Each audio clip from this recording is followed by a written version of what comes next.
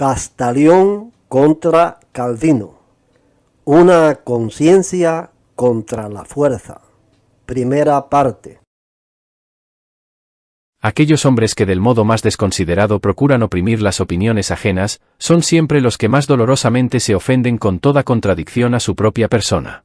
De este modo también Calvino consideró como una monstruosa injusticia el que el mundo se permitiera discutir la ejecución de Servet, en vez de alabarla con entusiasmo, como una acción piadosa y grata a Dios.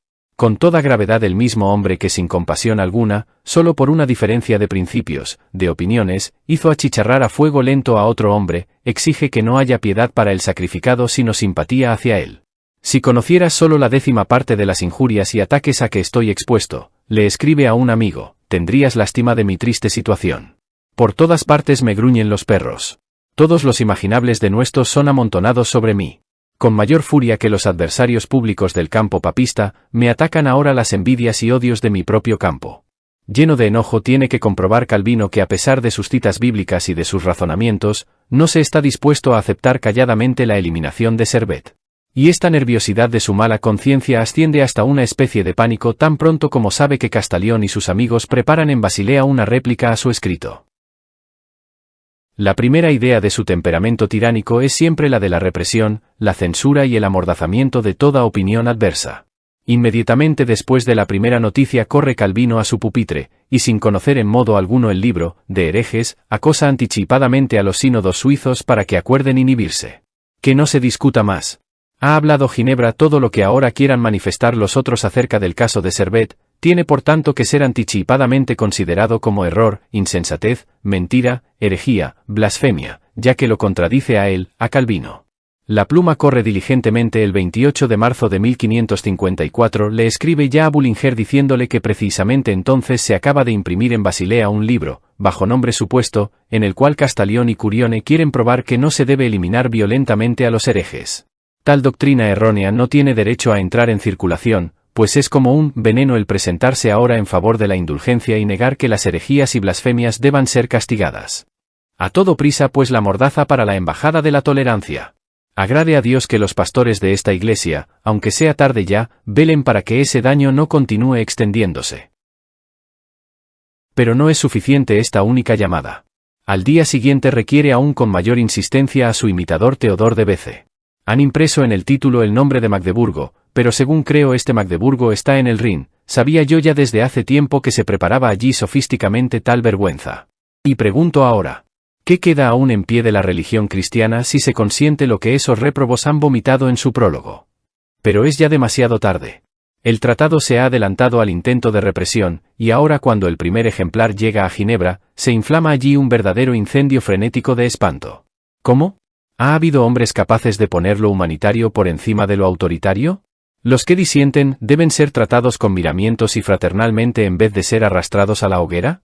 A cada cristiano, y no solo a Calvino, le ha de ser lícito interpretar las sagradas escrituras según su propio sentir. Con ello correría peligro la Iglesia. Calvino naturalmente piensa, mi Iglesia. A una señal dada es lanzado desde Ginebra el clamor de herejía. Ha sido inventada una nueva herejía, gritan a todos los vientos, una herejía especialmente peligrosa, el belianismo. Así designan desde entonces la doctrina de la tolerancia en cuestiones de fe, según el nombre de su apóstol. Martinus Bellius, Castellón. A pisotear pues rápidamente este fuego del infierno antes que se extienda por la tierra. Y en su primera cólera ante la exigencia de tolerancia, aquí por primera vez proclamada, escribe de Bece. Desde el comienzo del cristianismo no se habían oído aún tales blasfemias. Al punto en Ginebra se celebra un consejo de guerra. ¿Se debe contestar o no se debe contestar? El sucesor de Zwinglio, Bullinger, a quien los ginebrinos habían rogado con tanta insistencia para que el libro fuera suprimido a su debido tiempo, aconseja prudentemente desde Zúrich. El libro será olvidado por sí mismo. Por ello se procedería mejor no oponiéndose a él en modo alguno. Pero Farel y Calvino, en su ardiente impaciencia, se obstinan en querer una respuesta pública. Y como Calvino prefiere mantenerse oculto en el foro, después de las malas experiencias de su primera defensa, confía a uno de sus más jóvenes partidarios, a Teodoro de Bece, el que conquiste las espuelas teológicas y su agradecimiento de dictador, con un ataque impetuoso contra la satánica doctrina de la tolerancia. Teodoro de Bece, en lo personal un hombre piadoso y honrado, que como recompensa a muchos años de obediente servicio llegó a ser después el sucesor de Calvino, sobrepasa aún a este en su odio frenético contra todo hálito de libertad espiritual, como siempre les acontece a los espíritus no independientes ante el espíritu creador.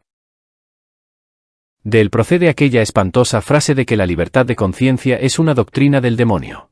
Por lo tanto, nada de libertad, mejor achicharrar a los hombres y matarlos a sangre y fuego que sufrir el engreimiento de un pensar independiente. Mejor es tener un tirano y que además sea cruel, afirma celosamente de Bece, que la licencia de que a cada cual le sea lícito proceder según su personal sentido. Afirmar que no es lícito castigar a los herejes, es como si se dijera que no se debe matar a los asesinos de su padre y de su madre, ya que los herejes son todavía 1000 veces más criminales que aquellos. Después de esta muestra, ya puede uno imaginarse en qué furor se exalta este inflamado libelo contra el belianismo. ¿Cómo es posible? ¿Estos monstruos disfrazados de hombres deben aún ser tratados con humanidad? No. Primero la disciplina y solo después la humanidad. En ningún caso ni a ningún precio le es lícito a un jefe espiritual ceder ante un movimiento de piedad cuando se trata de la doctrina, pues tal caridad no sería cristiana sino diabólica. Por primera, pero no por última vez, se encuentra aquí la teoría militante de que el humanismo es un crimen contra la humanidad, la cual solo con una disciplina de hierro y una severidad sin miramientos, puede ser conducida hacia un fin ideológico. No es lícito ser indulgente con algunos lobos trashumantes si no han de serles entregados todos los creyentes rebaños de Cristo. Noramala esa aparente mansedumbre que en verdad es la crueldad más extrema, exclama de Bece en su furia fanática contra el belianismo, y conjura a las autoridades para que no cejen en atacar virtuosamente con la espada. Al mismo Dios, cuya piedad invoca un Castalión en la plenitud de su piedad propia, y con cuyo auxilio quiere por fin poner término a esta carnicería bestial, lo invoca el pastor de Ginebra con todo el ardor de su odio ferviente, a fin de que no se ponga obstáculo a las matanzas, para el que quiera prestar la suficiente grandeza y firmeza de alma a los príncipes cristianos, para que sean extirpados por completo estos dañinos seres. Pero ni aun este aniquilamiento de los disidentes le parece bastante cruel al espíritu vindicativo de Bece.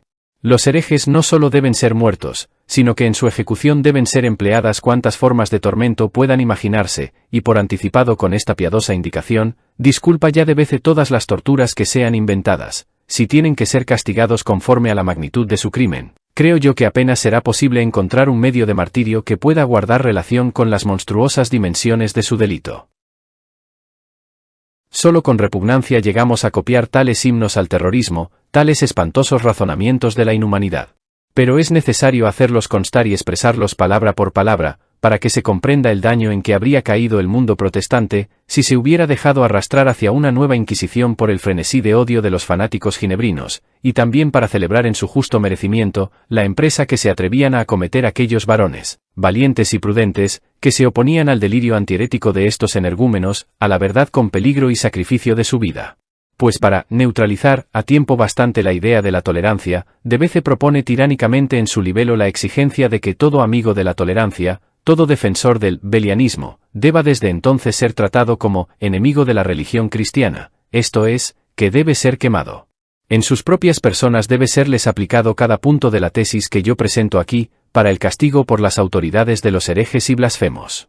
Y a fin de que Castalión y sus amigos no queden ignorantes de lo que les espera si persisten en la defensa de los perseguidos por sus opiniones, de Bece amenaza también con el puño cerrado, diciendo que el lugar de impresión falsamente expresado y el seudónimo puesto delante del libro, no les salvará de la persecución, pues todo el mundo sabe quién sois y lo que os proponéis. Recibís el aviso a tiempo bastante, Bellius, Montfort, y toda vuestra pandilla. Bien se echa de ver. Solo en apariencia constituye una tesis académica el libelo de Bece. Su verdadero sentido reside en esta amenaza. Los aborrecidos defensores de la libertad espiritual deben saber, por fin, que arriesgan su vida prosiguiendo más adelante en aquella solicitación de humano trato para los disidentes, y en su afán de hacer que cometa una imprudencia la cabeza del belianismo, Sebastián Castalión, de Bece acusa provocativamente de cobardía a este hombre tan animoso. Escribe con befa, esa persona que otras veces se nos apareció como tan audaz y osada, se muestra tan cobarde y angustiada en este libro, que no habla más que de compasión y benignidad, que solo de un modo encubierto y enmascarado se atreve a asomar la cabeza. ¿Acaso espera que Castalión, en vista del peligro, dirá abiertamente su nombre y reconocerá su falta, haciéndose atrás con prudente espanto? Pero Castalión acepta el desafío. ya que la ortodoxia de Ginebra quiere elevar su reprobable acción hasta convertirla en dogma y regla de conducta para todos, este apasionado amigo de la paz se ve obligado a entrar en franca guerra. Conoce que han llegado las horas decisivas. Si el crimen cometido con Servet no es llevado en última instancia, ante el tribunal de toda la humanidad, con esta hoguera se encenderán cientos y miles, y lo que hasta ahora no fue más que una aislada acción criminosa, se generalizará hasta constituir un principio asesino. Resueltamente prescinde Castellón de su propio trabajo literario y erudito, para escribir el «Yo acuso» de su siglo, la acusación contra Juan Calvino a causa de un asesinato religioso cometido en la plaza de Champel en la persona de Miguel Servet. Y esta acusación pública, contra el libelo de Calvino, aunque dirigida contra una personalidad aislada, llega a ser gracias a su fuerza moral, uno de los escritos polémicos más sublimes que jamás hayan sido compuestos contra toda tentativa de esclavizar a la palabra por medio de la ley, a las libres opiniones por la imposición de una forzosa doctrina, a la conciencia, siempre nacida libre, por medio de la fuerza eternamente despreciable. Hace años y años que Castellón conoce a su adversario y que conoce también sus métodos. Sabe que Calvino convertirá todo ataque contra su persona en un ataque contra la doctrina, contra la religión, y hasta contra Dios. Por ello hace constar Castellón desde el principio que su escrito, contra el libelo de Calvino, ni representa ni juzga las tesis de Servet, y que en modo alguno se propone entrar en cuestiones religiosas o exegéticas, sino que únicamente presenta una querella contra el hombre Juan Calvino que ha dado muerte a otro hombre, Miguel Servet. Con la firme resolución de no soportar, desde el comienzo, ninguna retorsión sofística, plantea con toda claridad, como un jurista, desde las palabras del principio, el proceso que se propone desarrollar. Comienza así su escrito acusatorio: Juan Calvino goza hoy de gran autoridad y yo desearía que fuera aún mayor si le viera animado de más benignas intenciones. Pero su acción última fue una sanguinaria ejecución y constituye una amenaza para muchos hombres piadosos. Por eso yo, que aborrezco el derramamiento de sangre, ¿no debería hacer lo mismo todo el mundo? Acometo con la ayuda de Dios la empresa de descubrir ante el mundo entero sus propósitos y sacar de su error siquiera a algunos de los que han sido descarriados por sus falsas opiniones. El 27 de octubre del pasado año de 1553 fue quemado en Ginebra, a causa de sus convicciones religiosas, por instigación de Calvino, pastor de aquella iglesia, el español Miguel Servet. Esta ejecución provocó muchas protestas, especialmente en Italia y en Francia, y como respuesta a estas acusaciones, Calvino publicó al instante un libro según todas las apariencias compuesto del modo más hábil, en el cual se propone justificar su propia conducta, combatir a Servet y demostrar con ello además, que Servet era merecedor de la pena de muerte. Quiero someter a un examen crítico el citado libro. Conforme a su costumbre Calvino llegará quizás hasta llamarme discípulo de Servet. Pero no quiero que nadie sea inducido a error. No defiendo las tesis de Servet, sino que ataco las falsas tesis de Calvino. Dejo por completo a un lado toda discusión sobre el bautizo, la Trinidad y todas las cuestiones análogas. Tampoco poseo los libros de Servet que Calvino hizo quemar, y no sé por lo tanto qué ideas representaba aquel. Solo en aquellos otros puntos que no se refieren a tales diferencias fundamentales entre las opiniones, probaré los errores de Calvino, y cada cual puede ver quién es este hombre que ha sido desconcertado por la sangre. No procederé contra él del modo como procedió él contra Servet, a quien primero mandó quemar vivo con sus libros, y ahora que está muerto le injuria todavía.